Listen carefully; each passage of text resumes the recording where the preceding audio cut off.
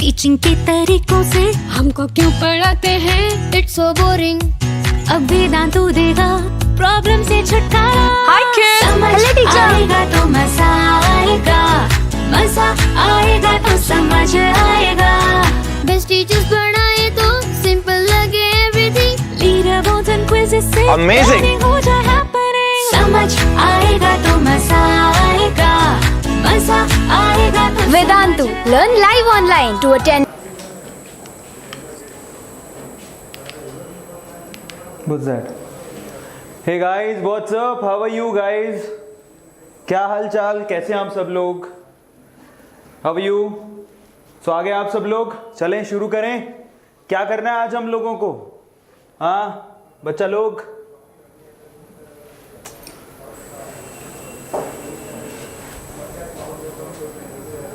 कैसे हैं आप सब लोग?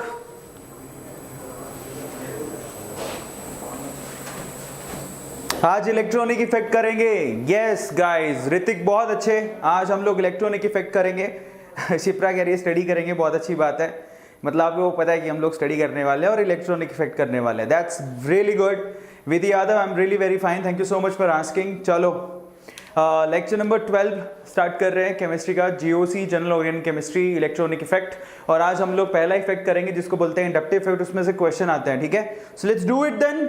Sonali Khasbe, thank you so much. अच्छा Kasbe, thank you so much कि तुमने बताया कि हमें आज पढ़ाई करनी है। चलो लेट्स स्टार्ट। लेकिन उससे पहले जो लोग यहाँ पर मुझे दिखाई दे रहे हैं उनका मैं नाम ले देता हूँ। सोनाली और सुरभि, बुशरा, नवीन, सौरभि, क्राफ्ट की दुनिया, मुस्कान, सचिन, ऋतिक, अमल, अमन, प्रियंका, अमन खान, रिजवान, नेहा, खुशबू, क्रिस्टियानो रोनाल्डो, क्या बात है, रोनाल्डो एंड मैसी। बहुत बड़े बड़े लोग आए हैं केमिस्ट्री पढ़ने के लिए, दैट्स रियली कूल। चलो बच्चों शुरू करते हैं। Thank you so much for coming. और अगर अभी तक भी कोई नहीं आया तो एक बार उनको कॉल कर दो और बोलो कि आ जाओ। मैं भी भूल गया मैसेज करना, तो मैं एक बार मैसेज कर देता हूं। Let's start the session guys, that's really amazing. Okay, क्योंकि ये जो टॉपिक है वो बहुत ज्यादा इंपॉर्टेंट है। Hey guys what's up, Arvind Arora here. Inductive effect करने वाले हैं, फटाफट से आ जाओ। तो आपको पता लग गया कि आज हम लोग क्या करने वाले हैं। आज हम लोग इंडक्टिव इफेक्ट करने वाले हैं। So I am requesting all of you कि एक बार आप जरूर लिखो कि आज हम लोग क्या टॉपिक कर रहे हैं। Just right it down right now कि आज हम लोग क्या टॉपिक करने वाले हैं। क्या टॉपिक करने वाले हैं? Inductive effect. Yes guys, inductive effect करने वाले हैं। तो चलो शुरू करते हैं फटाफट से। लेकिन एक बात मैंने जरूर देखी है, क्या कि जब हम लोगों ने जीओसी शुरू किया था, on that day ना ओवरऑल 600 650 बच्चे थे। और धीरे धीरे जैसे जीओसी आगे बढ़ते गया बच्चों का कारमा कम होते गया और सीरियस बच्चे बहुत कम रह गए। और ये बड़े अफसोस की बात है। हम लोग चैप्टर शुरू करते हैं, हमें टॉपर बनना है ना, हमें रैंक लानी है, लेकिन पढ़ना नहीं है। सो दैट्स रिडिकुलस, मुझे तो अच्छा नहीं लगा। हाँ वही तो आशमा, बिल्कुल सही बात है, पढ़ने वाले बच्चे बड़े कम हैं। सो जीओसी का लेक्चर नंबर 12 है। चलो शुरू करते हैं। हमारे लिए तो 100 स्टूडेंट हो तो वो भी बहुत है, क्योंकि हमें तो उन बच्चों पे फोकस करना है जो वाकई में बहुत सीरियस हैं। आज हम लोग शुरू करें इंडक्टिव इफेक्ट। लेकिन उससे पहले हम रिक्वेस्टिंग ऑल ऑफ यू कि अरविंद अरोड़ा पर arvind.aroras पे इंस्टाग्राम पे जरूर फॉलो कर लो। आज मैंने जो स्टोरी कवर की है वो बाहुबली पे है, जरूर जाके देखना, it will help you lot. और ये छोटी छोटी सी वीडियोस आपको बहुत ज्यादा हेल्प करेंगी, आपके एक्चुअल मोराल को बूस्ट करेंगी, ठीक है? हाँ आज तो सो भी नहीं है, बिल्कुल सही बात है। So let's do it then, arvind.aroras, let's do it. चलो इस पे आप फटाफट से इंस्टाग्राम पे फॉलो कर लेना। और साथ ही साथ हम रिक्वेस्टिंग ऑल ऑफ यू कि आप वेदांतु नीट मेडिजी चैनल को सब्सक्राइब जरूर करो, बिकॉज इसको सब्सक्राइब कर डाला तो डेफिनेटली लाइफ आपका झिंगा लला। कल आपको पता है, कल जब सॉल्यूशन चैप्टर का वन शॉट कर रहे थे तो कितने बच्चे थे? ऑलमोस्ट 650 500 इतने बच्चे थे। 500 550 600 बच्चे थे। और आज जब इंपॉर्टेंट टॉपिक है तो इतने कम बच्चे हैं, वो बड़ा अफसोस की बात है, पर कोई बात नहीं। VD&U9/medical भी टेलीग्राम का ग्रुप है जिसको फटाफट से आप लोगों को ज्वाइन कर लेना चाहिए। कर लो बच्चों, काम आएगा। सो आज हम लोग क्या करने वाले हैं जरा आप चेक करो। आज हम लोग इलेक्ट्रॉनिक इफेक्ट करेंगे। 4 तरह के इफेक्ट होते हैं, inductive, electromeric, resonance and hyper conjugation. तो आज हम लोग इंडक्टिव को खत्म करेंगे, ठीक है? Let's do it then. Inductive effect, चलिए शुरू करते हैं। इंडक्टिव इफेक्ट बहुत इंपॉर्टेंट है, लेट्स डू इट देन। कौन कौन तैयार है एकदम इंडक्टिव इफेक्ट के लिए? आशीष गुप्ता तैयार है, और मुस्कान तैयार है, लीसा शर्मा तैयार है, बुशरा, फातिमा, नवीन तैयार है, दिशा, रोहन, बाकी लोग अमान खान और क्राफ्ट, रंजन, फरीन, ओके सब लोग तैयार है। तो चलिए, इसकी बड़ी डिमांड है, इंडक्टिव इफेक्ट की बड़ी डिमांड थी, तो मैंने सोचा कि इसको थोड़ा सा अच्छे से कवर करते हैं क्योंकि इस पे क्वेश्चन पूछे जाते हैं। Let's do it then. Inductive effect, चलो शुरू करते हैं। क्या होता है इंडक्टिव इफेक्ट? बेसिकली सबसे पहली बात जो गौर करने वाली है यहां पे वो ये है कि एक्चुअल में जो इंडक्टिव इफेक्ट है वो एक परमानेंट इफेक्ट है। कैसा है? एक परमानेंट इफेक्ट है। लिख के बोलो सब लोग कि क्या है? एक परमानेंट इफेक्ट है जो किसकी वजह से होता है? इलेक्ट्रोनेगेटिविटी के डिफरेंस की वजह से होता है। So write it down right now कि जो इंडक्टिव इफेक्ट है वो एक परमानेंट इफेक्ट है जो कि इलेक्ट्रोनेगेटिविटी के डिफरेंस की वजह से होता है। इलेक्ट्रोनेगेटिविटी के डिफरेंस की वजह से होता है। लिखिए, एक परमानेंट इफेक्ट है जो कि इलेक्ट्रोनेगेटिविटी के डिफरेंस की वजह से होता है। ठीक है, और ये परमानेंट है। इसमें क्या होगा? इसमें पोलैरिटी यानी कि पोल्स जनरेट होंगे, पोल्स जनरेट होते हैं। Now this is really very interesting. ये इलेक्ट्रोनेगेटिविटी के डिफरेंस की वजह से होता है, इसमें पोल्स जनरेट होते हैं। आप जरा समझिए, मैं कह देता हूं, सपोज कीजिए कि बी की इलेक्ट्रोनेगेटिविटी ज्यादा है, तो इस केस में क्या होगा? ऑब्वियसली ये बॉन्डेड इलेक्ट्रॉन को अपनी तरफ खींचेगा। अपनी तरफ खींचने की वजह से इस पे पार्शियल नेगेटिव साइन आएगा और इस पे पार्शियल पॉजिटिव साइन आएगा। जरा समझिए, पार्शियल पोलैरिटीज जनरेट हो जाएंगी, इसी को इंडक्टिव इफेक्ट बोलते हैं। जरा समझिए, ठीक है। तो आप कहेंगे पोलैरिटी और इंडक्टिव इफेक्ट में क्या फर्क है? ज्यादा कुछ खासा फर्क नहीं है। ठीक है, now this is really very interesting, लेकिन इसमें कुछ चीजें जो स्पेशल है। तो बेसिकली एक इलेक्ट्रॉनिक इफेक्ट जिसको हम लोग इंडक्टिव इफेक्ट कहते हैं, ये परमानेंट इफेक्ट है और यहां पर इलेक्ट्रोनेगेटिविटी के डिफरेंस की वजह से पोल्स जनरेट हो जाते हैं, पार्शियल पोल्स जनरेट हो जाते हैं। पार्शियल का मतलब क्या होता है?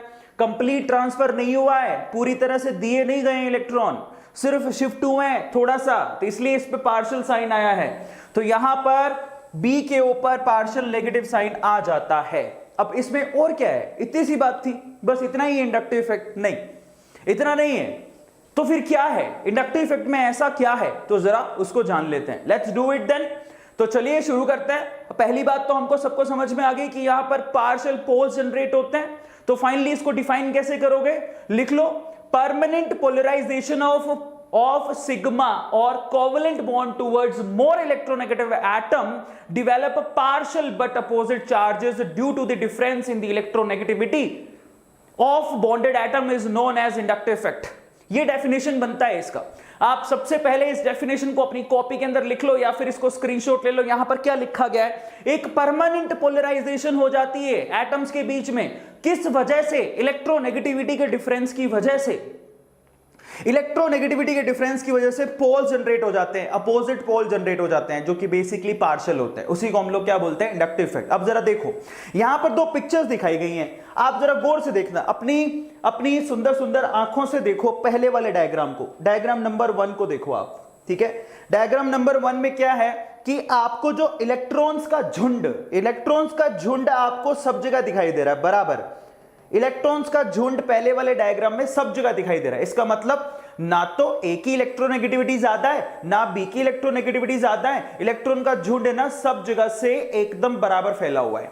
लेकिन अगर आप बी देखेंगे, डायग्राम नंबर 2 देखेंगे, डायग्राम नंबर 2 को देखो, आपको मेरे को लगता है बहुत अच्छे से दिखाई दे रहा होगा। डायग्राम नंबर 2 में क्या हो रहा है जरा आप चेक करो। ठीक है, डायग्राम नंबर 2 में आपको बी पर आपको इलेक्ट्रॉन्स का झुंड ज्यादा दिखाई दे रहा है। इसका मतलब क्या हो गया? इलेक्ट्रॉन का झुंड ज्यादा दिखाई दे रहा है। इसका मतलब क्या हो गया? इसका मतलब ये हो गया कि इलेक्ट्रॉन्स बी की तरफ ज्यादा है। इसका मतलब बी की इलेक्ट्रोनेगेटिविटी ज्यादा है और इस वजह से क्या होगा? यहां पर पार्शियल नेगेटिव और यहां पर पार्शियल पॉजिटिव साइन जनरेट हो जाएगा। Are you getting my point? Electron का क्लाउड बी की तरफ ज्यादा जा रहा है, इलेक्ट्रॉन का झुंड बी की तरफ ज्यादा जा रहा है। इसका मतलब बी की इलेक्ट्रोनेगेटिविटी ज्यादा है, जिससे यहां पर पोलैरिटी जनरेट होगी। इसको इंडक्टिव इफेक्ट कहते हैं। That's really very interesting and very simple as well. But organic chemistry में हम लोग किससे डील करते हैं? ऑर्गेनिक केमिस्ट्री में हम लोग कार्बन और उसके कार्बन कंपाउंड से डील करते हैं। तो उसमें कैसे दिखाएंगे जरा उसको चेक कर लेते हैं। लेकिन उससे पहले ये सारा वैसे पीडीएफ आप डाउनलोड कर सकते हो, आपको कम्युनिटी में मिल जाएगा, don't worry about that. But फिर भी अपन आगे चलते हैं। ठीक है, ये तो बहुत सिंपल है। तो चलिए फाइनली अब आप जरा गौर से देखना, जरा चेक करना, इसको थोड़ा और अच्छे से इलैबोरेट करते हैं। अब यहां पर ऑर्गेनिक केमिस्ट्री में तो कार्बन और उसके कंपाउंड्स होते हैं, तो कार्बन और उसके कंपाउंड्स में इंडक्टिव इफेक्ट को कैसे दिखाएंगे, तो जरा आप उसको चेक करो। मैं मान लेता हूं कि मेरे पास ये एक कंपाउंड है, जरा आप चेक करो। मैं मान लेता हूं कि मेरे पास ये एक कंपाउंड है, दिख रहा है सब लोगों को, और इस कंपाउंड में जरा आप देखो यहां पर कार्बन है, दिख रहा है सब लोगों को, और कार्बन से 3 कुछ जुड़े हुए हैं, कुछ भी उससे हमें मतलब नहीं है, लेकिन जो एक यहां पर ग्रुप जुड़ा हुआ है, इस ग्रुप पे सारी चीजें डिपेंड करती हैं, ऐसा मान लेते हैं। अब यहां पर 3 कंडीशन बना सकते हैं हम, कैसी, जरा आप चेक कर रहे हो, this is really very interesting. मैं क्या कह रहा हूं जरा आप चेक करो। ये कार्बन है और कार्बन के साथ एक ग्रुप जुड़ा हुआ है, अपन को ये नहीं पता ये ग्रुप कैसा है। अब यहां पर अपन 3 कंडीशन बना सकते हैं। कार्बन के साथ एक ग्रुप जुड़ा हुआ है, अपन को पता नहीं वो ग्रुप कैसा है, लेकिन कंडीशन बना सकते हैं। फर्स्ट कंडीशन जरा आप चेक करो। पहली कंडीशन में मैं अगर बोल दूं, जरा सुनना, पहली कंडीशन में मैं अगर बोल दूं कि जो ग्रुप जुड़ा हुआ है उसकी इलेक्ट्रोनेगेटिविटी कार्बन की इलेक्ट्रोनेगेटिविटी से ज्यादा है, जो ग्रुप जुड़ा हुआ है उसकी इलेक्ट्रोनेगेटिविटी कार्बन की इलेक्ट्रोनेगेटिविटी से ज्यादा है ना, समझ में आता है। तो उस कैटेगरी में कौन आएगा, कौन हो सकता है वो ग्रुप, इमेजिन करो। कार्बन की इलेक्ट्रोनेगेटिविटी से ज्यादा किसकी हो सकती है, हेलोजन्स की, ऑक्सीजन की, नाइट्रोजन की, यस और नो। जरा आप चेक करना, जब कार्बन के साथ हेलोजन जुड़े हो, हेलोजन मतलब फ्लोरीन, क्लोरीन, ब्रोमीन, आयोडीन, ये जुड़े हो, ऑक्सीजन जुड़ा हो, नाइट्रोजन जुड़ा हो, इनकी इलेक्ट्रोनेगेटिविटी कार्बन से ज्यादा होती है, तो पहले वाला केस हो गया, यस और नो। फर्स्ट वाला केस किस में आया, हेलोजन, ऑक्सीजन, नाइट्रोजन, इनके लिए फर्स्ट वाला केस बनेगा। फर्स्ट वाला केस किसके लिए बनेगा, सब लोग लिखो, हेलोजन, ऑक्सीजन, नाइट्रोजन, इनके लिए फर्स्ट वाला केस बनेगा। किस किस को समझ में आ गया। सेकंड वाले केस पर आ जाओ। सेकंड वाले केस में बोलूं कि अगर एक ऐसा ग्रुप लगा हुआ है जिसकी इलेक्ट्रोनेगेटिविटी कार्बन की इलेक्ट्रोनेगेटिविटी के बराबर है ऑलमोस्ट, तो एक ऐसा ग्रुप लगा हुआ है जिसकी इलेक्ट्रोनेगेटिविटी कार्बन की इलेक्ट्रोनेगेटिविटी के बराबर है, तो उसमें कौन सा ग्रुप काउंट होगा, कार्बन होगा, हाइड्रोजन होगा, है ना। या तो कार्बन जुड़ा हो उसके साथ में, या हाइड्रोजन जुड़ा हो, क्योंकि हाइड्रोजन की इलेक्ट्रोनेगेटिविटी कार्बन की इलेक्ट्रोनेगेटिविटी के ऑलमोस्ट इक्वल होती है। आया सबको समझ में। सेकेंड पॉइंट क्लियर है। तो उसमें कौन आते हैं, एल्केन, एल्काइल चेन्स जुड़ी हो, एल्काइल चेन्स भी लिख सकते हो, तो इस कैटेगरी में कौन आएगा, एल्काइल चेन्स। मतलब कार्बन के साथ मेटल जुड़े हो, तो जरा आप चेक करो, मैं कह दूं आपके पास जो ग्रुप है उसकी इलेक्ट्रोनेगेटिविटी कार्बन की इलेक्ट्रोनेगेटिविटी से कम है। कौन है ऐसे जिनकी इलेक्ट्रोनेगेटिविटी कार्बन की इलेक्ट्रोनेगेटिविटी से कम होती है, दैट इज मेटल। ऑर्गेनोमटेरियल इंडक्टिव इफेक्ट शुरू हुआ है जिसमें कार्बन और उनकी चेन से डायरेक्ट लिंक किसका हो सकता है, उसके हिसाब से पोलैरिटी कैसे जनरेट होगी उसके बारे में बात हो रही है। तो अपन और क्लियर करते हैं इसको, और अच्छे से समझते हैं उसको। तो चलो और अच्छे से समझने के लिए और क्या है फिर इसके अंदर जरा चेक करो। तो फाइनली अपन चेक करेंगे the characteristics of inductive effect. तो शुरू हो जाओ, यहां से शुरू होगा आपका टॉपिक। क्या है इंडक्टिव इफेक्ट की कैरेक्टरिस्टिक्स, क्या खासियत है इंडक्टिव इफेक्ट की। तो कौन कौन जानना चाहता है एक बार लिखो वाई। कौन कौन जानना चाहता है एक बार लिखो वाई।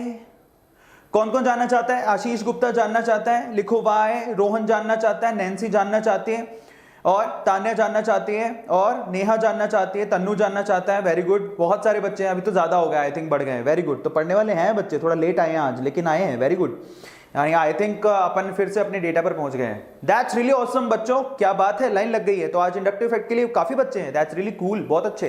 तो फाइनली चलो शुरू करते हैं। अच्छा मैंने बोला वाई लिखना, somebody is writing WHY, so why का मतलब क्या होता है, दैट इज यस, हम जानना चाहते हैं, वाई नहीं लिखना आपको, ठीक है। That's really cool. चलो शुरू करते हैं। तो यहां पर है ना सारे पॉइंट लिखे, मैं एक करके समझाऊंगा आपको।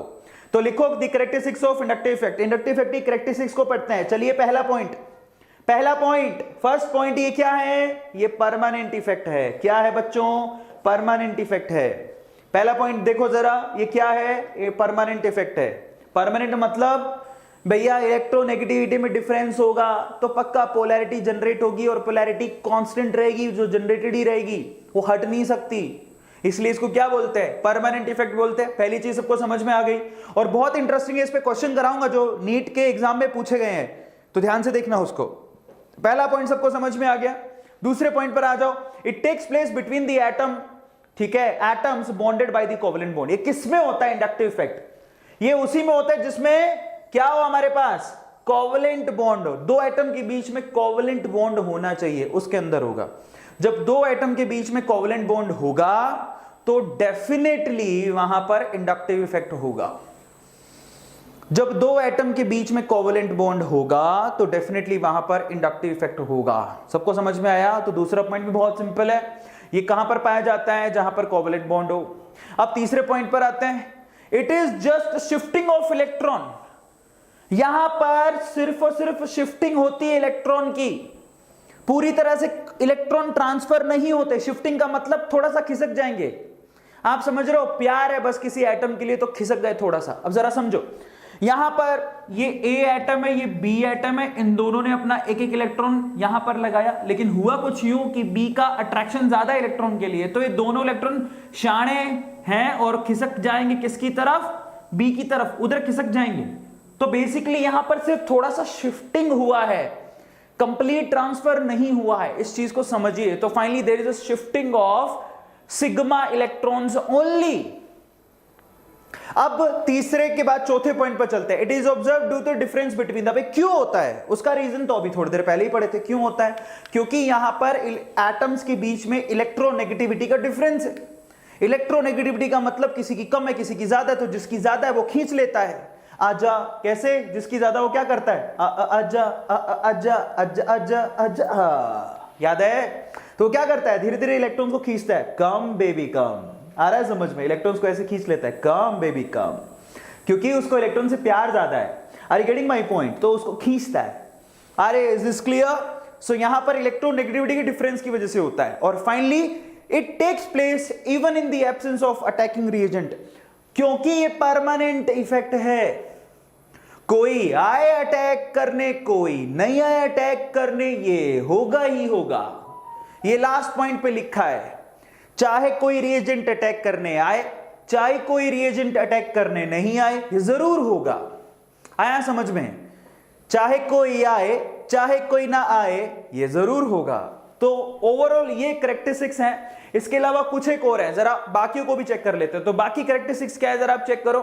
नेक्स्ट, अब ये बड़ा इंटरेस्टिंग है, सबसे इंपॉर्टेंट पॉइंट यही है। अब आप जरा चेक करना यहां पर मैं क्या कहने की कोशिश कर रहा हूं, तो जरा आप चेक करो। मैं मान लेता हूं कि मेरे पास एक कार्बन की लंबी चेन है।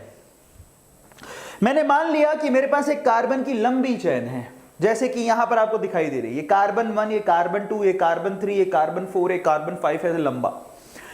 और यहां पर जो पहला कार्बन है उसके साथ आपने एक हेलोजन जोड़ दिया, मान लेते हैं हेलोजन। जो पहला कार्बन है उसके साथ आपने एक हेलोजन जोड़ दिया। ध्यान से समझना। अब हेलोजन जोड़ दिया, हेलोजन में एक्स में कौन कौन हो सकता है? फ्लोरीन, क्लोरीन, ब्रोमीन, आयोडीन, इसमें से कुछ भी हो सकता है। हेलोजन की खास बात क्या होती है? हेलोजन की खास बात क्या होती है कि वो इलेक्ट्रॉन्स के भूखे होते हैं, उनको इलेक्ट्रॉन चाहिए होता है, तो वो इलेक्ट्रॉन्स को अपनी तरफ खींचते हैं। सबसे ज्यादा कौन खींचता है? हेलोजन ही खींचते हैं। हेलोजन की इलेक्ट्रोनेगेटिविटी हाईएस्ट होती है, इलेक्ट्रोनेगेटिविटी हाईएस्ट, या पूरे पीरियड में सबसे ज्यादा होती है। सो इन दैट केस यहां पर क्या होगा जरा आप सोचिए। ये क्या करेगा? ये अपने नियरेस्ट कार्बन से इलेक्ट्रॉन को खींचेगा, कम बेबी कम, पूरी अच्छी तरह से खींचेगा। सो इसने खींचा। अब इसको मैं थोड़ा सा डायग्रामेटिकली समझाता हूं, जरा आप चेक करो। ये पहला कार्बन ऐसे करके एक लंबी चैन बनाते हैं और यहां पर एक्स जुड़ा हुआ है, पीछे भी हैं और भी हैं, ऐसे करके समझाता हूं आपको। अब हुआ क्या? इसने इस कार्बन से इलेक्ट्रॉन्स को खींचा, कम बेबी कम, तो यहां से खींचा तो इस पे क्या आ गया? पार्शियल नेगेटिव, क्योंकि उसने इलेक्ट्रॉन खींचे उसकी तरफ इलेक्ट्रॉन आ गए, तो इस कार्बन पे क्या आ गया? Partial positive. समझना इस चीज को, बड़ा इंटरेस्टिंग है। उस एक्स के पास इलेक्ट्रॉन नहीं थे, जरा समझो, इस एक्स के पास इलेक्ट्रॉन नहीं थे, है ना? इसने क्या किया? इस कार्बन से खींच लिए। अब ये कार्बन के पास भी इलेक्ट्रॉन की कमी हो गई, जरा समझो, क्या इस कार्बन के पास इलेक्ट्रॉन की कमी नहीं हुई? बिल्कुल हो गई, क्योंकि इसके इलेक्ट्रॉन तो किधर शिफ्ट हो गए? सामने वाले के पास। अब ये क्या करेगा? अब यही तो सारा सीन है, क्योंकि इसके पास भी इलेक्ट्रॉन की कमी हो गई, तो ये क्या करेगा? पीछे वाले से खींचेगा। आ रहा है समझ में? तो यहां पर क्योंकि इस पे इलेक्ट्रॉन की कमी होगी तो पीछे वाले से खींच रहा है, तो इस पे आ गया पार्शियल मोर पॉजिटिव। जरा समझो, पीछे वाले पे भी पार्शियल पॉजिटिव आ गया। क्यों? क्योंकि यहां से थोड़े बहुत इलेक्ट्रॉन किसकी तरफ शिफ्ट हो गए? इस कार्बन की तरफ। समझना, इसको मैं नंबर से समझाऊंगा आपको ज्यादा समझ में आएगा। लेकिन हो क्या रहा है, इसने इलेक्ट्रॉन खींचे तो इस पे पॉजिटिव आ गया, अब इसने इससे इलेक्ट्रॉन खींचे तो इस पे पॉजिटिव आ गया, अब इस शाणे ने पीछे से इलेक्ट्रॉन खींचे तो इस पे भी पॉजिटिव आ गया। लेकिन तीसरे कार्बन के बाद इंडक्टिव इफेक्ट नलीफाई हो जाता है। नलीफाई का मतलब शो नहीं होता। तो इस तीसरे कार्बन के बाद, ये पहला कार्बन है, ये दूसरा कार्बन है, और तीसरे कार्बन के बाद नलीफाई हो जाता है। अब इसको थोड़ा मैं नंबर से समझाता हूं, जरा समझना है इसको। मान लो इसने इलेक्ट्रॉन्स को खींचे तो इस पे पोलैरिटी आ गई, मान लो कि 10। पोलैरिटी का मतलब 10 पोलर के बराबर, 10 दबाई के बराबर उसके बाद पोलैरिटी आ गई। तो क्योंकि इसने इलेक्ट्रॉन खींचे तो -10, तो इस पे क्या आएगा? प्लस का 10। उस पे -10 तो इस पे क्या आएगा? प्लस का 10। अब इसके ऊपर भूख बढ़ गई तो ये क्या करेगा? पीछे से इलेक्ट्रॉन खींचेगा। अब मान लेते हैं कि जब इसने यहां से इलेक्ट्रॉन खींचे तो यहां से इसने कितने इलेक्ट्रॉन खींचे? -5 इलेक्ट्रॉन खींच रहा है ये, तो ये खींचेगा तो इस पे माइनस का आएगा, लेकिन इतना नहीं खींच पाएगा क्योंकि कार्बन की इलेक्ट्रोनेगेटिविटी इतनी ज्यादा नहीं होती, तो पीछे वाले से थोड़ा बहुत ही खींच पाएगा। तो मान लो कि इसने कितना खींचा? -5, तो इस पे कितना आएगा? +5 आया समझ में? उस पे -5 आया तो इस पे +5। तो ओवरऑल इस कार्बन पे कितना पॉजिटिव है जरा बताओ मुझे, इस कार्बन पे कितना पॉजिटिव है? +10 -5 कितना होता है? That is +5 only. आया समझ में? अभी भी ये -10 ही है, और ये कितना है? +5 इसके ऊपर है, अभी +5 इसके ऊपर दिखाई दे रहा है आपको। लेकिन होगा क्या? क्योंकि इसके ऊपर +5 आ गया तो ये पीछे वाले से खींचेगा। तो मैं मान लेता हूं कि इसने पीछे वाले से खींचे तो इस पे -3 आया, तो इस पे कितना आएगा? +3, या -2 मान लो, ये -2 आया तो इस पे कितना आएगा? +2। समझ रहे हो? थोड़ा थोड़ा खींचेगा तो ये -2, तो इस पे कितना आया? +2। तो ओवरऑल इसके ऊपर कितना है? +5 -2, तो इस पे कितना आया? +3, और इस पे कितना है? +2। अब आप समझ जाओ, और पीछे जाएगा तो ये नलीफाई हो जाएगा। तो -10 जब इसके ऊपर आया तो इन्होंने अपने ऊपर प्लस बांट लिया, इस पे +5, इस पे +3, इस पे +2। अब आपको समझ में आया कि सीन क्या है? तो एक्चुअली पिछले, इसके बाद पीछे वाले 3 कार्बन क्या करते हैं? उसको नलीफाई करने के लिए इफेक्ट को बांट लेते हैं। भाई एक दूसरे की हेल्प कर रहे हैं। आया समझ में? इसका क्या हुआ? इसने 10 रुपए खींच लिए, ये विलेन है, ये है गब्बर। गब्बर ने क्या किया? 10 रुपए खींच लिए, सालों 10 रुपए। तो जब इसका 10 रुपए का नुकसान हुआ तो इन तीनों ने मिलकर वो नुकसान झेला। ये कहता है 5 रुपए मैं झेलता हूं, 3 तू झेल, छोटे भैया, सबसे छोटे भैया 2 रुपया तू झेल। Are you getting my point? अब अमाल बारीक पूछ रहा है, ये देखो, अब देखो सब कुछ समझा दिया, फिर भी उसने पूछा, बट सवाल क्या पूछा? कहता है सर कार्बन की इलेक्ट्रोनेगेटिविटी तो सेम होती तो कैसे खींच लिया? It's not about that. जरा समझो, अभी तक इनके ऊपर पोलैरिटी नहीं थी, लेकिन उसने जब इलेक्ट्रॉन खींचे तो इस पे पॉजिटिव आ गया, तो इसकी भूख बढ़ गई। दिमाग तो लगाओ, जिसने सवाल पूछा मैं उसको जवाब दे रहा हूं। आया समझ में? जिसने सवाल पूछा मैं उसको जवाब दे रहा हूं, जरा समझो, अक्ल लगाया करो। अभी तक जब इसने इलेक्ट्रॉन नहीं खींचे थे सब ओके था, जब इसने इलेक्ट्रॉन खींचे तो इससे खींचे, जब इसके इलेक्ट्रॉन गए तो इसकी इलेक्ट्रॉन की भूख बढ़ गई। अब तो इलेक्ट्रॉन की भूख बढ़ गई, उसी को तो इलेक्ट्रोनेगेटिविटी का डिफरेंस बोलते हैं प्यारे बच्चे। फाइनली यहां से उसने इलेक्ट्रॉन खींचे, इसकी बढ़ी तो इसने पीछे से खींचे, अब और ज्यादा नहीं खींच सकते। ओवरऑल -10 इस पे है, तो ये तीनों मिलके -10 को कवर करेंगे। सबसे ज्यादा ये कवर करेगा, उससे कम ये कवर करेगा, सबसे कम ये कवर करेगा। किस किस को समझ में आ गया? अपना दिमाग लगाया करो कि एक्चुअली इसने जितना नुकसान पहुंचाया वो 3 इसको बियर करेंगे, लेकिन सबसे ज्यादा यही बियर करेगा। इसने 10 रुपए का नुकसान दिया तो ये 5 रुपए भरेगा, ये 3 रुपए भरेगा, और ये 2 रुपए भरेगा। आया समझ में? या दोबारा समझाऊं? ये भाई साहब इस चीज को बस इतना ऐसे समझ लो कि ये जितना नुकसान देगा पीछे वाले 3 कार्बन उसको भरेंगे, बस चौथा नहीं भरेगा। इसने 10 रुपए का नुकसान दिया तो कहेगा मैं 5 रुपए भर लेता हूं, मेरे भाई तू 3 रुपए भर ले और तू 2 रुपए भर ले। समझो, अभी समझ में आ गया, और उसके बाद नहीं भरे जाते, ये ऐसा है। ये युवराज इसमें है क्या यार? युवराज प्रजापति कह रहा है सर रिपीट, इसमें क्या है? तेरे घर पे 10 रुपए का नुकसान हो गया, तुम 3 भाई हो, अब वो 3 भाई एक दूसरे की मदद नहीं करेंगे, वो कहेंगे कि ठीक है सबसे बड़े वाला भाई 5 रुपए तू भर ले मेरे भाई, उससे छोटे वाले से 3 रुपए भरा लो, सबसे छोटे वाले से 2 रुपए भरा लो। इतनी सी बात के लिए सर रिपीट एक बार में समझ में नहीं आती, बड़ा दुख होता है मेरे को। क्या है इसके अंदर? ये कोई दुश्मन है, जानी दुश्मन तुम्हारा? ये 3 भाई हैं, बस उनको उसका नुकसान भजना है, इसने 10 रुपए का नुकसान कराया तो 5 ये भरेगा, 3 ये, 2 ये, इसको इंडक्टिव इफेक्ट बोलते हैं। उसके अंदर पूछ सर रिपीट, क्या करोगे बेटा तुम लोग? Is this clear? और कहने का मतलब सिर्फ इतना है कि चौथे कार्बन के बाद इंडक्टिव इफेक्ट नलीफाई है। चौथे कार्बन के बाद, तीसरे कार्बन के बाद चौथा कार्बन इंडक्टिव इफेक्ट को शो नहीं करता। अब जिसको समझ में आ गई बात चैट सेक्शन में लिखो यस सर, सिर्फ वाई लिख दो। जिसको समझ में आ गई लिखो सिर्फ वाई। जिसको समझ में आ गई लिखो वाई। नैन्सी को आ गई, और किसको आ गई? नेहा को आ गई। और जिसकी बफरिंग हो रही बेटा नेटवर्क की वजह से होगा, आप थोड़ा सा अच्छा रिचार्ज करा लो, और कुछ नहीं है। सबको समझ में आ गया? बस इतनी सी बात थी, और है क्या? मतलब सिर्फ इतना कह रहा हूं, तीसरे कार्बन के बाद चौथा कार्बन मदद नहीं करता। वो कहता है कि भैया जाओ भाड़ में, हो गया तुम्हारा नुकसान, मैं नहीं करूंगा, 3 कार्बन करेंगे। सबको समझ में आया? सिर्फ इतनी सी बात है। चलो अब बस यहां पर वही चीज लिखी हुई जो मैंने तुम्हें समझाया। Inductive effect is transmitted through the chain of carbon atom but it's intensity decreases with the distance.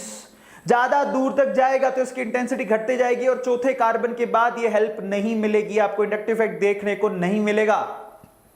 समझ में आया? तीसरे कार्बन के बाद चौथे में इंडक्टिव इफेक्ट देखने को नहीं मिलेगा, बस इतनी सी बात है।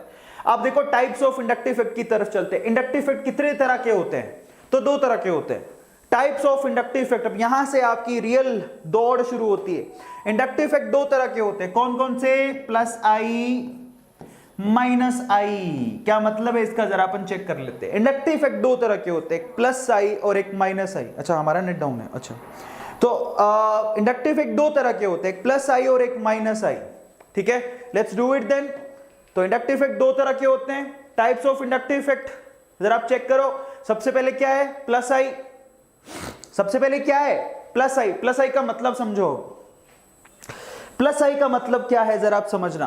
प्लस आई का मतलब यह है कि यहां पर जरा आप चेक करो, जब कार्बन इलेक्ट्रॉन दे रहा हो सामने वाली स्पीसी को, जब कार्बन इलेक्ट्रॉन दे रहा हो सामने वाली स्पीसी को, तो इस तरह के इफेक्ट को प्लस आई इफेक्ट कहते हैं। अब बताओ प्लस आई इफेक्ट कब होगा?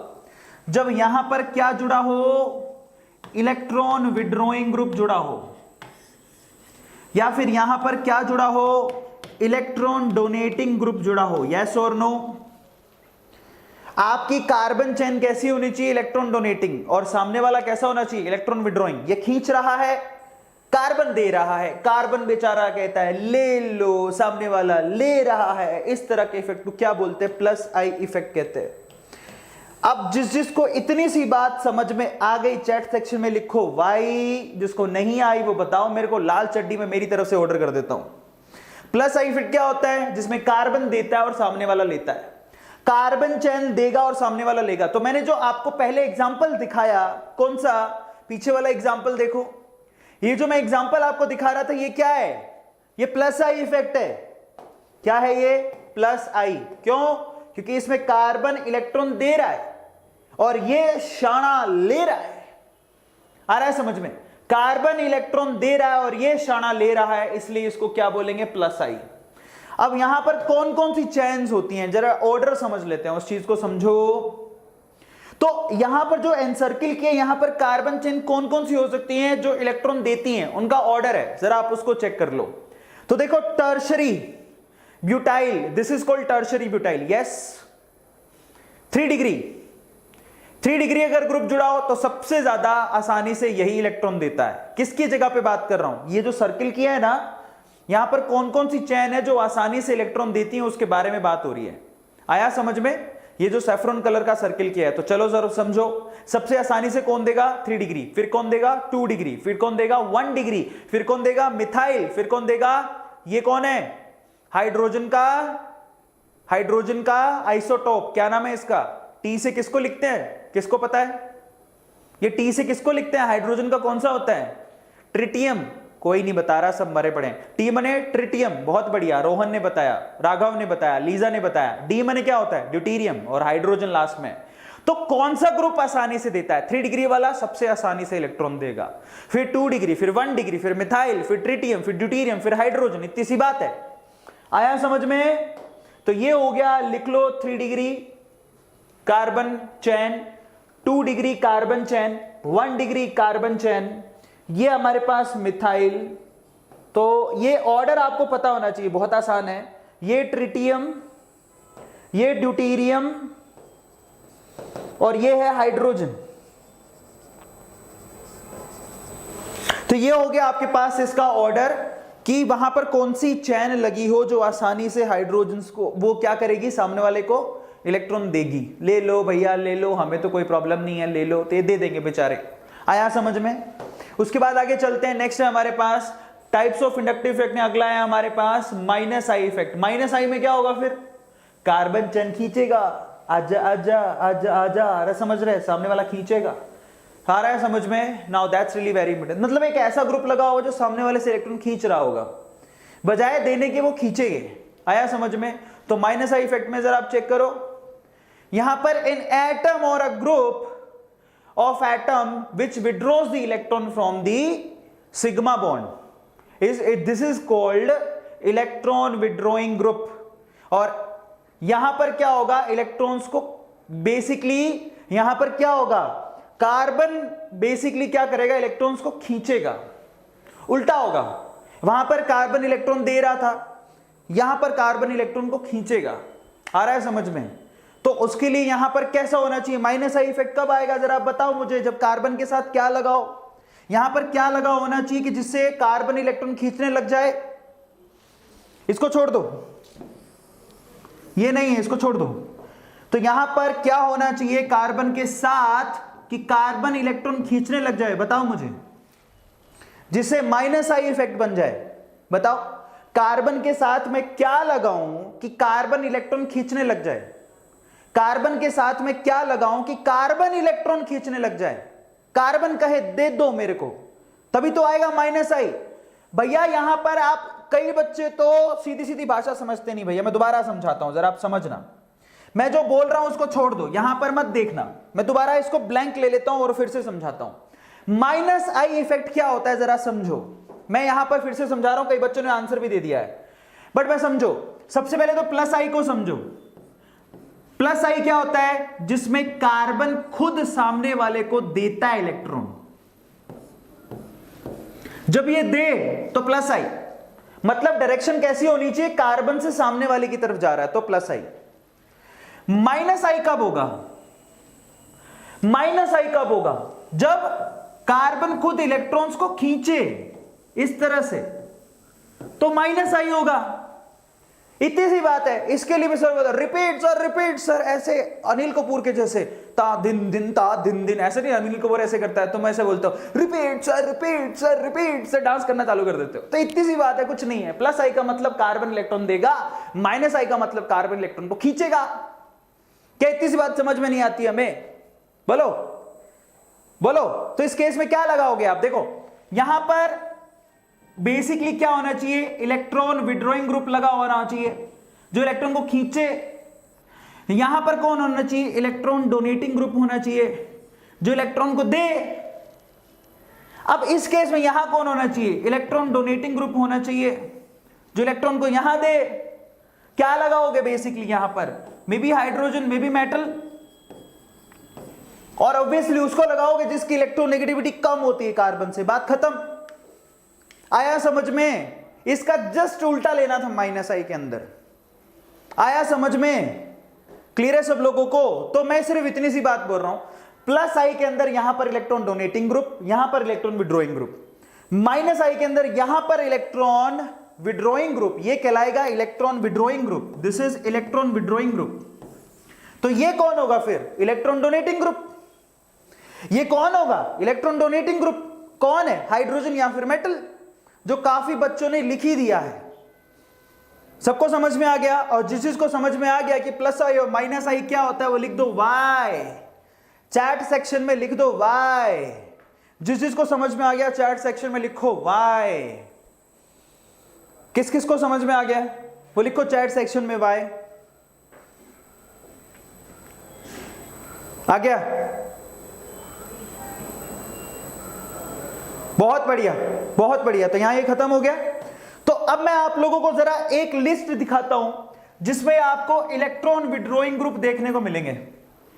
कौन है जो इलेक्ट्रॉन को विड्रॉ करता है, अपनी तरफ खींचता है? तो इलेक्ट्रॉन विड्रॉइंग ग्रुप कौन से होते हैं वो अपन देखते हैं। चलो let's do it then. Electron withdrawing group कौन से होते हैं देखे? आप देखना चाहते हो? I will show you.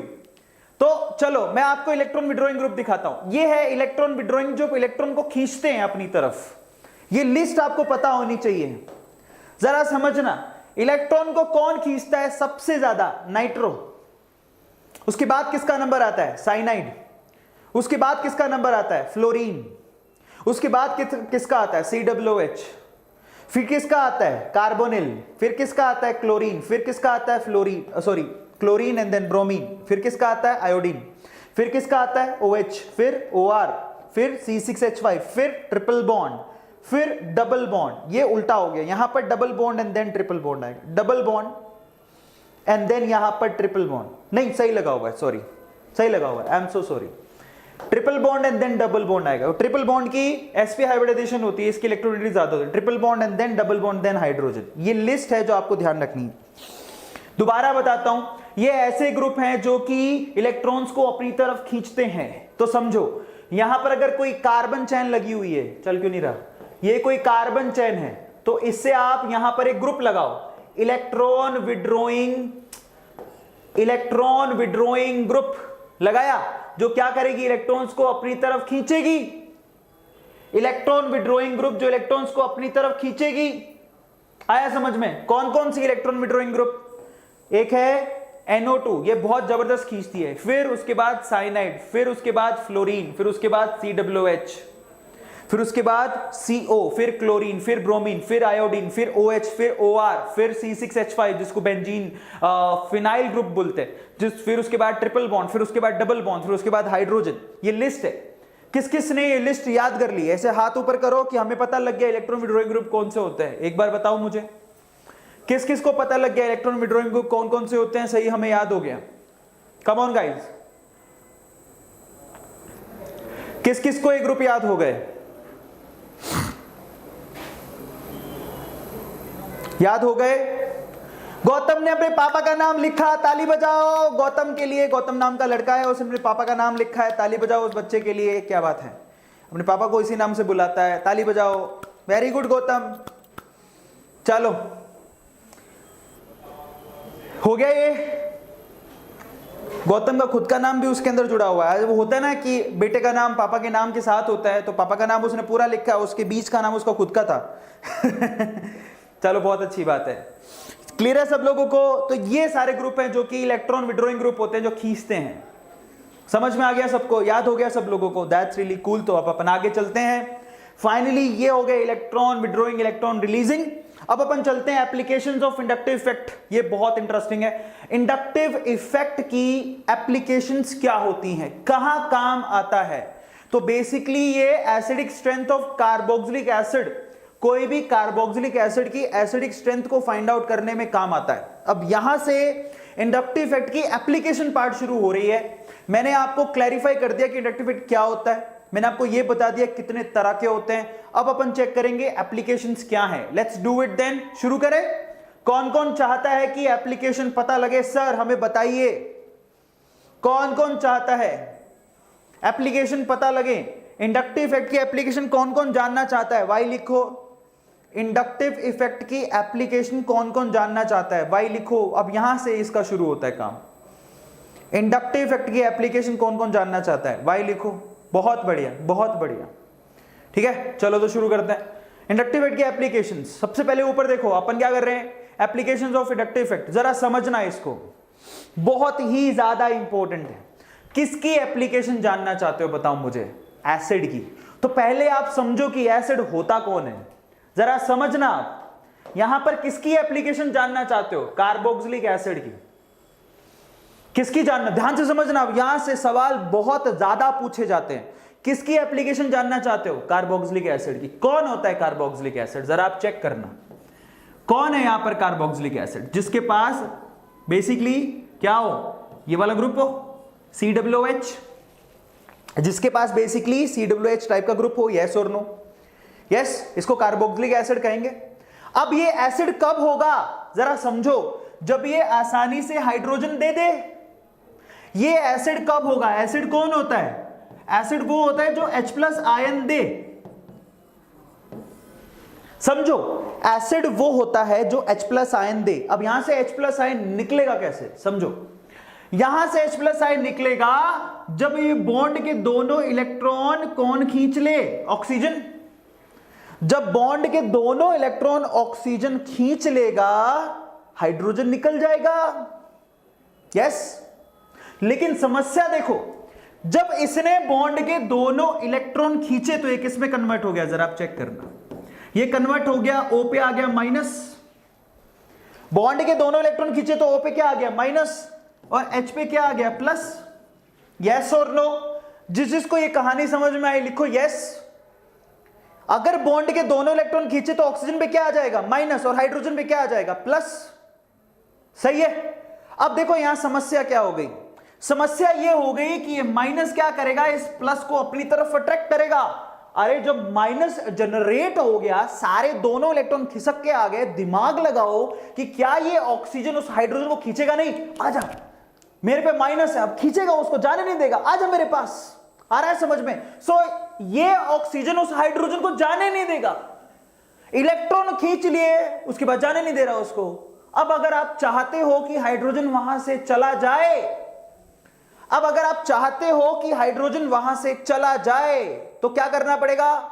इस नेगेटिव साइन को आपको यहां से डिस्ट्रीब्यूट करना पड़ेगा। पीछे पीछे भेज दो इसको, इस नेगेटिव साइन को पीछे भेज दो, इस नेगेटिव साइन को पीछे भेज दो। कैसे भेजोगे? यहां पर आप इसके साथ एक ऐसा कोई ग्रुप लगाओ, इलेक्ट्रॉन विड्रॉइंग ग्रुप लगाओ, जो इलेक्ट्रॉन्स को खींचे। आ रहा है समझ में? इन इलेक्ट्रॉन्स को पीछे की तरफ जाने दे।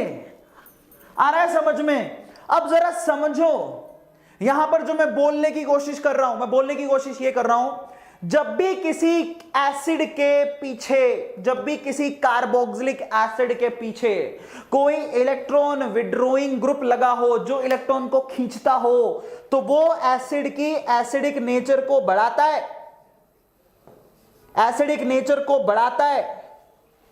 मेरी इतनी सी लाइन किस किस को समझ में आ गई? लिखो यस, वाई लिखो। दोबारा समझाता हूं, जब भी किसी एसिड के पीछे अगर आपने इलेक्ट्रॉन विड्रॉइंग ग्रुप लगा दिया जो इलेक्ट्रॉन को खींचे फटाफट से, तो क्या होगा? यहां से हाइड्रोजन निकल जाएगा। हाइड्रोजन निकल गया तो ये एसिड की एसिडिक स्ट्रेंथ बढ़ जाएगी, क्योंकि हाइड्रोजन आसानी से निकल रहा है। समझ में आया? क्लियर है सब लोगों को? ये हाइड्रोजन अगर आपको निकालना है तो पीछे क्या लगाना पड़ेगा? इलेक्ट्रॉन विड्रॉइंग ग्रुप लगाना पड़ेगा। बस यही कहानी है। अगर आपको समझ में आ गई तो आपकी बल्ले बल्ले है। तो आप किसी एसिड के पीछे इलेक्ट्रॉन विड्रॉइंग ग्रुप लगा दो। अब यही लिखा है यहां पे, जरा आप चेक करो। ये देखो यहां पर क्या लगा हुआ है, समझो। ये क्या है? COOH। इसके पीछे क्या लगा दिया आपने? Electron withdrawing group. ये क्या करेगा? इलेक्ट्रॉन को खींचेगा, जिससे ये हाइड्रोजन आसानी से अलग हो जाएगा, और ऑक्सीजन पे क्या आ जाएगा? माइनस, जो पीछे चला जाएगा। तो इलेक्ट्रॉन विड्रॉइंग ग्रुप अगर आप लगाते हैं तो एसिड का एसिडिक नेचर बढ़ने लगता है। समझ में आया? अगर आपने किसी एसिड के पीछे इलेक्ट्रॉन विड्रॉइंग ग्रुप लगा दिया तो एसिड का एसिडिक नेचर बढ़ने लगता है। It will increase the acidic nature. इतनी सी बात है। अब जिस जिसको समझ में आ गई लिखो वाई, जिस जिसको समझ में आ गई लिखो वाई। अंकित चंटल्या, क्या नाम है पता नहीं, बेटा पढ़ लिया मैंने मैसेज। सबको समझ में आ गया? जिसको समझ में आ गया लिखो Y। आ गया, वेरी गुड। तो अब इसको थोड़ा सा अप्लाई करते हैं, तो चलो अप्लाई करते हैं। सो फाइनली क्या है समझ में आया जरा? अगर आपने इलेक्ट्रॉन विड्रॉइंग ग्रुप लगाया तो एसिडिक नेचर बढ़ेगा, लेकिन गलती से अगर आपने इलेक्ट्रॉन डोनेटिंग ग्रुप लगा दिए तो, अगर आपने इलेक्ट्रॉन डोनेटिंग ग्रुप लगा दिए तो क्या करेगा? वो इलेक्ट्रॉन्स को फेंकेगा, जिससे यहां पर इलेक्ट्रॉन की डेंसिटी बढ़ जाएगी। बढ़ने से इस हाइड्रोजन को वो और अच्छे से खींचेगा अपनी तरफ और एसिडिक नेचर घट जाएगा।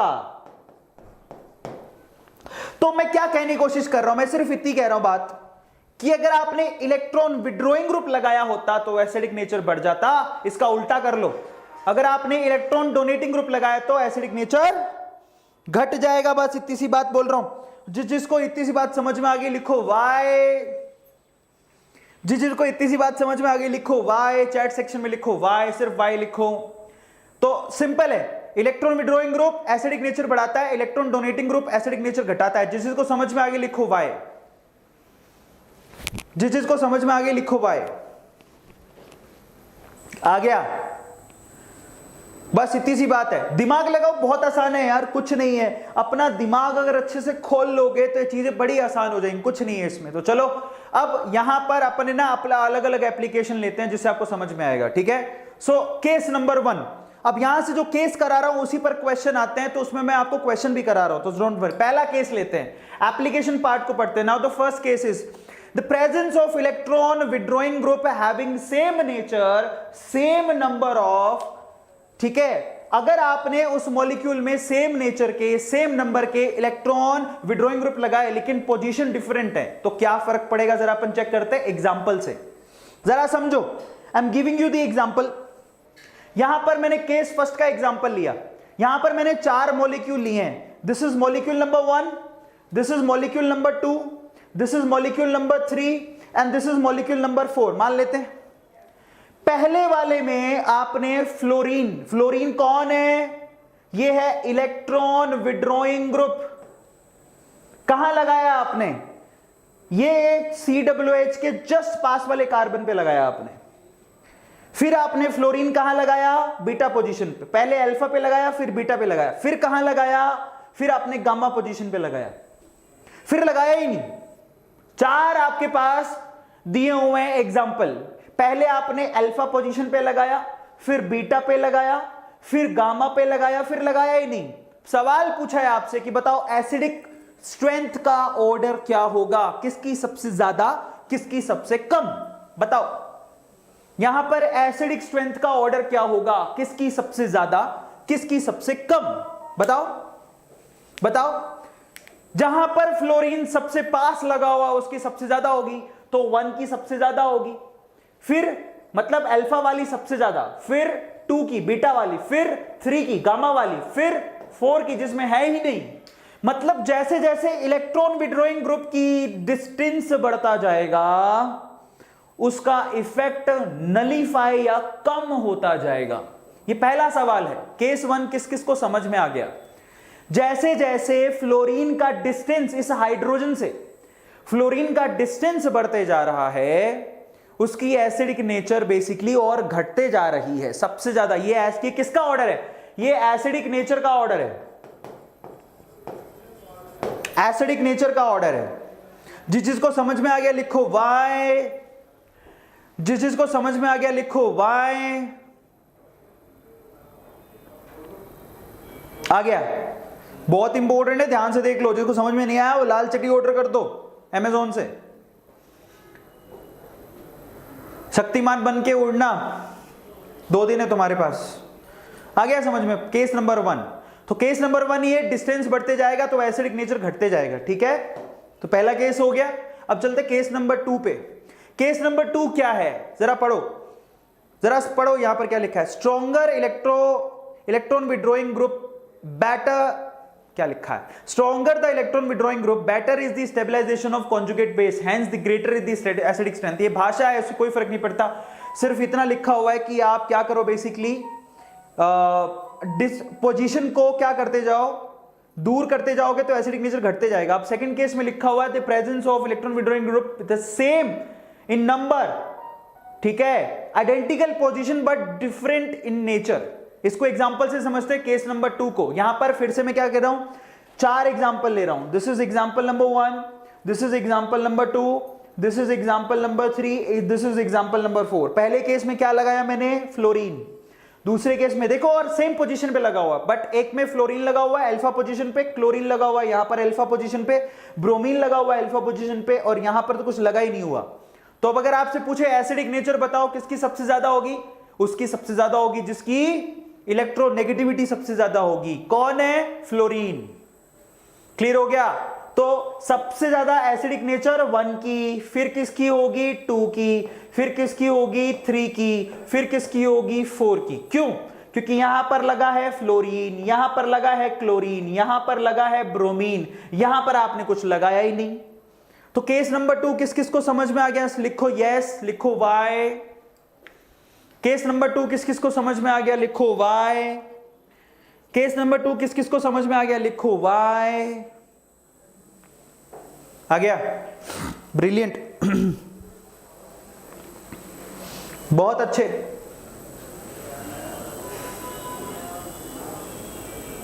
चलो तो अब अपन चलते हैं केस नंबर 3 पे। केस नंबर 3 पर आ जाओ, तीसरा केस। तीसरे केस में हम लोग क्या कर रहे हैं, the presence of electron withdrawing group same nature eight identical position but different number. Number different हो गए। एग्जांपल लेते हैं, एग्जांपल लेते हैं। ये पहला मॉलिक्यूल लिया, ये दूसरा मॉलिक्यूल लिया, ये तीसरा मॉलिक्यूल लिया और ये चौथा मॉलिक्यूल लिया। पहले मॉलिक्यूल में मैंने कुछ नहीं लगाया, कुछ भी नहीं है। दूसरे मॉलिक्यूल में हाइड्रोजन हटा के कौन लगा दिया, क्लोरीन। तीसरे में हाइड्रोजन हटा के 2 हाइड्रोजन हटा के 2 क्लोरीन। चौथे में मैंने 3 हाइड्रोजन हटा के तीनों जगह क्लोरीन लगा दिया। अब मैं पूछ रहा हूं कि बताओ एसिडिक नेचर किसकी ज्यादा होगी किसकी कम, बताओ। तनु खान, बहुत अच्छी बात है, तनु खान ने सबसे पहले आंसर दिया है, फिर युवराज ने दिया है। बहुत आसान है, यहां पर जहां पर सबसे ज्यादा हेलोजन लगे हैं उसकी एसिडिक नेचर सबसे ज्यादा होगी। तो सबसे पहले कौन आएगा, चौथा वाला, फिर कौन आएगा, तीसरा वाला, फिर कौन आएगा, दूसरा वाला, फिर कौन आएगा, पहले वाला। ये जिस चीज को समझ में आ गया लिखो वाई। चैट सेक्शन में 3 ही क्वेश्चन थे। जिस चीज को समझ में आ गया लिखो वाई, जिस चीज को समझ में आ गया लिखो वाई। आ गया, बहुत आसान है, कुछ नहीं है इसके अंदर, है ना, दिमाग लगाना है, कुछ नहीं है इसके अंदर। 4 3 2 1 आंसर आएगा, बढ़िया। तो फाइनली ये 3 केस हो गए जिससे आपको समझ में आए किस तरह से एसिडिक नेचर को दिखाया जाता है। अब अपन थोड़े से एग्जांपल और कर लेते हैं। यहां पर आप गौर से देखो, ठीक है। ये एसिड का एसिडिक नेचर दिखाने का एक और तरीका है। लास्ट में एसिड का एसिडिक नेचर दिखाने का एक और तरीका है जिसका कंपैरिजन हम किस किस से कर रहे हैं, जरा आप चेक करना। मैं कुछ एग्जांपल आपको दिखाता हूं यहां पर। पहले तो आप इसका स्क्रीनशॉट ले लो। अब मैं आपको ये समझाता हूं कि ये क्या है, जरा आप उसको चेक करना अच्छे से, ठीक है। तो जरा आप चेक करो इसको। अब हम एसिडिक नेचर को किससे चेक करने की कोशिश कर रहे हैं, हम एसिडिक नेचर को Ka की वैल्यू, Kb की वैल्यू, ये क्या है, ये pKa है, pKa की वैल्यू और pKb की वैल्यू से चेक करेंगे। K की वैल्यू का एसिडिक नेचर से क्या है, Kb की वैल्यू का एसिडिक नेचर से क्या है, pKa की वैल्यू का एसिडिक नेचर से क्या रिलेशन है और pKb की वैल्यू का एसिडिक नेचर से क्या रिलेशन है, इसको चेक करेंगे, ठीक है। बहुत आसान है। अगर आपने 11th में पढ़ा है Ka Kb pK pKb तो आपको बड़े आसानी समझ में आएगा, ठीक है। Ka क्या होता है, एसिडिक कांस्टेंट है, एसिड के लिए इक्विलिब्रियम कांस्टेंट है, वो भी वीक एसिड के लिए। तो pKa क्या होता है पहले समझ लेते हैं अपन, ये Kb है क्या। तो बेटा Ka होता है वीक एसिड का इक्विलिब्रियम कांस्टेंट। लिख लो, वीक एसिड का इक्विलिब्रियम कांस्टेंट, वीक एसिड का इक्विलिब्रियम कांस्टेंट। Kb क्या होता है, वीक बेस का इक्विलिब्रियम कांस्टेंट। pKa क्या होता है, that is minus of log of Ka। pKb क्या होता है, that is minus of log of Kb। ये पता होना चाहिए, आपने 12th 11th में पढ़ा हुआ है, ठीक है। समझ में आया।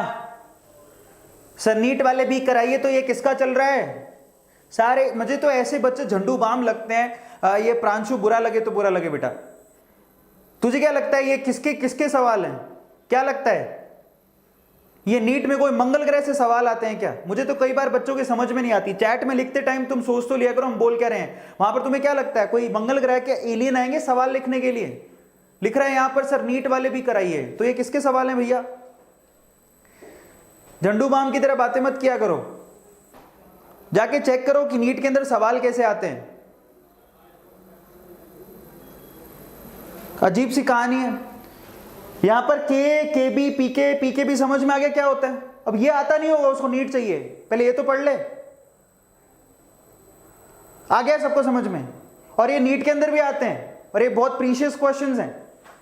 तो अब देखो यहां पर एसिडिक नेचर के पे, केबी पे, पीके पे, पीकेबी पे कैसे डिपेंड करती है, जरा उसको अपन चेक करते हैं। तो जरा देखो, सबसे पहले तो आप जरा चेक करो, जो स्टेबिलिटी होती है वो एनर्जी के एंटी प्रोपोर्शनल होती है। एनर्जी जितनी कम स्टेबिलिटी उतनी ज्यादा, ये हम पहले से जानते हैं। अब अपन आते हैं के, केबी, पीकेबी के वैल्यू पर एसिडिक नेचर कैसे डिपेंड करता है, उसको मैं आपको अलग से समझा देता हूं। कहां पर? एक ब्लैंक स्लाइड में, यहां पे समझा देता हूं। ठीक है, ये ब्लैंक स्लाइड है, इसका इससे कोई लेने देने नहीं, तो इसको हटा देना। अब मैं आपको समझाता हूं, जरा ध्यान से आप चेक करो। आपने पहले चेक किया होगा एसिड का एसिडिक नेचर, ठीक है, is directly proportional to K a value. Why? लिखो, acidic nature is directly proportional to K a value. जितना के ए वैल्यू ज्यादा होगा एसिडिक नेचर उतना ही ज्यादा होगा। क्यों? समझाता हूं। मान लो कि ये एसिड है CH3COOH, ये कैसे टूटेगा? ये टूटेगा CH3COO माइनस और प्लस में H+, ऐसे टूटेगा। H+, वो H+ है। अब अगर मैं बोलूं चलो इसके लिए K का वैल्यू लिखो, तो क्या लिखोगे? ऊपर लगाओगे ना H+ की कॉन्सेंट्रेशन, फिर क्या लगाओगे? CH3COO माइनस का कॉन्सेंट्रेशन, और फिर क्या लगाओगे? CH3COOH। यस और नो? यस और नो? ऐसी लिखोगे Ka। यहां से हमें एक चीज समझ में आती है कि अगर H+ का कॉन्सेंट्रेशन बढ़ेगा तो Ka की वैल्यू बढ़ेगी। अगर H+ की कॉन्सेंट्रेशन मैंने बढ़ा दी तो K की वैल्यू बढ़ेगी। अगर H+ की कॉन्सेंट्रेशन बढ़ाई तो K की वैल्यू बढ़ेगी। जिसको समझ में आ गई लिखो Y, जिसको समझ में आ गई लिखो Y। और आपको सबको पता है कि अगर H+ का कॉन्सेंट्रेशन बढ़ा तो K का वैल्यू बढ़ेगा, तो एसिडिक नेचर भी बढ़ेगी, क्योंकि एसिडिक नेचर भी H+ की कॉन्सेंट्रेशन के डायरेक्टली प्रोपोर्शनल होती है मेरे भाई। अगर किसी सॉल्यूशन में H+ का कॉन्सेंट्रेशन ज्यादा है तो उसकी एसिडिक नेचर भी तो ज्यादा है और K की वैल्यू भी क्या होगी? ज्यादा। तो इसका मतलब acidic nature is directly proportional to the value of K। K की वैल्यू ज्यादा, एसिडिक नेचर ज्यादा। बात खत्म। आ गया? पहला पॉइंट हो गया। अब दूसरे पॉइंट पर चलते हैं। दूसरा point, acidic nature is anti proportional to pKa। It's directly proportional to Ka but anti proportional to pK। pK की वैल्यू बढ़ेगी तो एसिडिक नेचर घटेगा। क्यों? क्योंकि pK क्या होता है? That is minus of log of Ka। क्यों? अब मान लो K की वैल्यू बढ़ रही है तो pK की वैल्यू क्या होगी? घटेगी। क्यों? Due to this minus sign. Minus sign की वजह से अगर K की वैल्यू बढ़ाते हो तो pK की वैल्यू घटेगी। आ रहा है समझ में?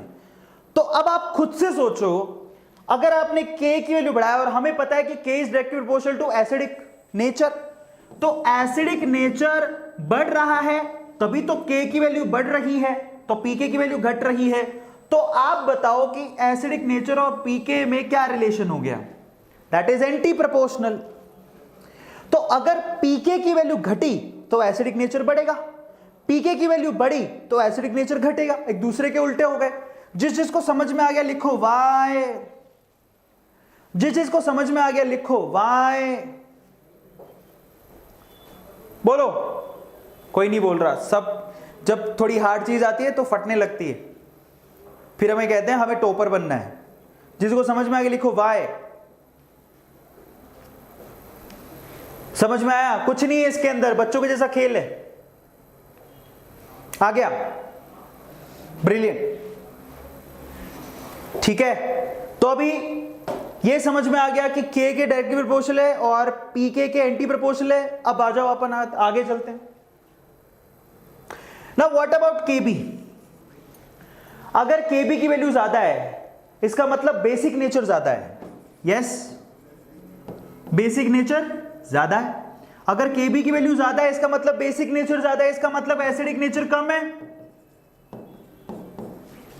दिमाग लगाओ, kb की वैल्यू ज्यादा, बेसिक नेचर ज्यादा, एसिडिक नेचर कम, तो इसका मतलब acidic nature is anti proportional to kb। ये जिसको समझ में आ गया लिखो y। ये पॉइंट नंबर 3 है, जिसको समझ में आ गया लिखो y। पॉइंट नंबर 3 जिसको समझ में आ गया लिखो y।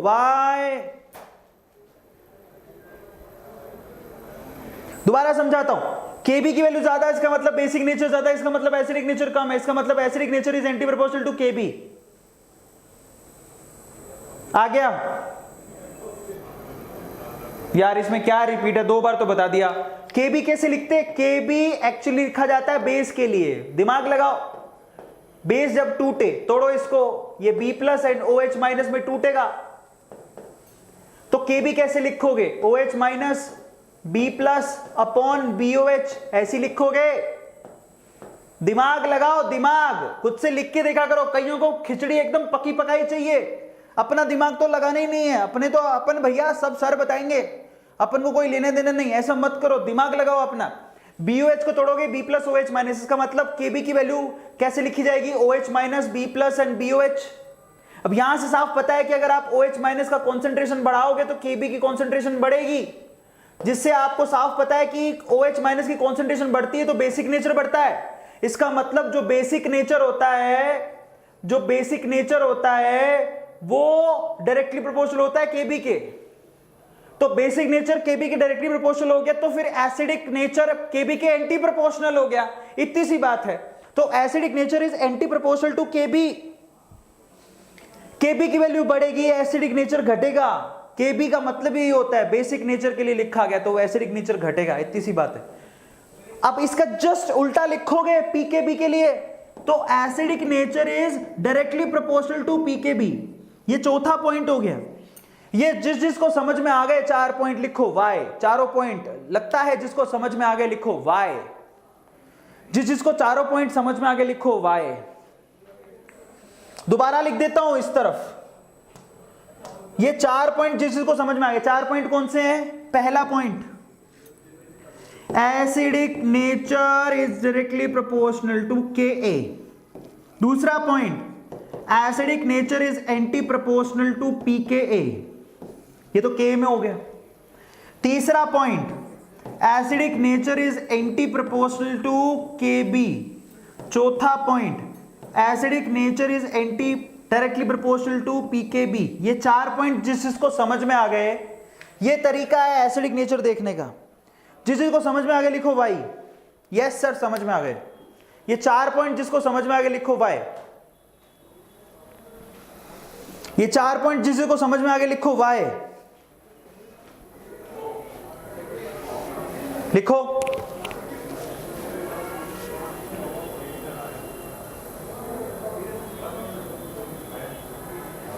भाई इससे ज्यादा रिपीट नहीं हो सकती, वीडियो है, इसको दोबारा चला के देख लेना। कई बच्चों का तो रिपीट प्लीज ही खत्म नहीं होता।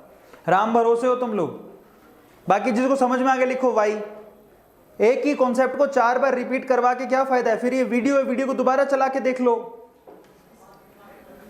हो गया समझ में? आ गया? ये मतलब निकलता है इसका। तो फाइनली इस तरह से आप एसिड की स्ट्रेंथ का पता कर सकते हैं, और यही इन पॉइंट्स में लिखा। आप चाहो तो इसका स्क्रीनशॉट ले लो। ये है, यही पॉइंट में लिखा है सब जो मैंने आपको करवाया है। That's it. चलो अब, क्योंकि यहां पर मैं आपको क्वेश्चन करा था, लेकिन अभी समय हो गया 1 घंटे से ऊपर। सो फाइनली गाइस, टेस्ट हम लोग अगली बार में लेंगे। अब मैं आपका जितना मैंने आपको करवाया, क्या करवाया आज? Inductive effect. तो अगले लेक्चर में आके पहले तो मैं उसके क्वेश्चन कराऊंगा, आपको आपसे सवाल पूछूंगा। फिर उसके बाद हम लोग अगले इफेक्ट की तरफ चलेंगे जिसको बोलते हैं इलेक्ट्रोमेरिक इफेक्ट। ठीक है, तो टेस्ट लेने के बाद अगले इफेक्ट की तरफ चलेंगे। तो अब हम पढ़ेंगे अगली बार टेस्ट लेने के बाद इलेक्ट्रोमेरिक इफेक्ट, ठीक है। लेकिन जाने से पहले फिर से मैं आपसे रिक्वेस्ट करूंगा बच्चों, अपना पूरा दिमाग इस्तेमाल किया करो, अच्छे से दिमाग लगाओ। दैट्स रियली वेरी इंटरेस्टिंग और very important as well. Interesting है, इंपॉर्टेंट है। सो अगली बार में पढ़ेंगे इलेक्ट्रोमेरिक रेजोनेंस, हाइपर कॉन्जुगेशन। ये 3 इफेक्ट बाकी हैं जो अगली बार में मंडे से शुरू करेंगे। इंस्टाग्राम पे बच्चों प्लीज फॉलो कर लो arvind.arora। इस पे बहुत ही बढ़िया वीडियोस आप लोग के लिए बना रहा हूं। आज मैंने वीडियो डाला है बाहुबली पे, जो टिकटॉक पे बहुत फेमस हो गया है। टिकटॉक पे ऑलमोस्ट इसको 23-24 लाख लोग देख चुके हैं। ऑलमोस्ट 24 लाख लोग। कल रात को डाला था मैंने टिकटॉक पे, 24 लाख लोग उस वीडियो को देख चुके हैं। तो आप अंदाजा लगा सकते हैं कि बाहुबली का वीडियो कितना फेमस हुआ है और one of the famous video में अभी शुमार हो गया है ये। सो आप इस पे फॉलो करो इंस्टाग्राम पे। मैं आपको टिकटॉक पे भी मिल जाऊंगा, आपकी मर्जी है, अगर हो तो अच्छी बात है, नहीं तो इट्स ओके। VDN/medicalv पे आप टेलीग्राम ग्रुप पे फोकस फॉलो जरूर ज्वाइन कर लो। Last but not the least, आपको 3 छोटे से काम करने, लाइक करने, शेयर करके सब्सक्राइब करना है। लाइक करना है आपको हमारी टेक्निकल टीम के लिए, शेयर करना है कोचिंग फ्री इंडिया के सपने को पूरा करने के लिए, सब्सक्राइब करना है इस फैमिली को बड़ा बड़ा बड़ा और बड़ा बनाने के लिए, ठीक है। सो सब्सक्राइब जरूर करना, दैट्स रियली वेरी इंपॉर्टेंट। अब हम लोग मिलेंगे अगले लेक्चर में। Till then, thank you so much, love you all. This is Arvind Arora signing off. Thank you.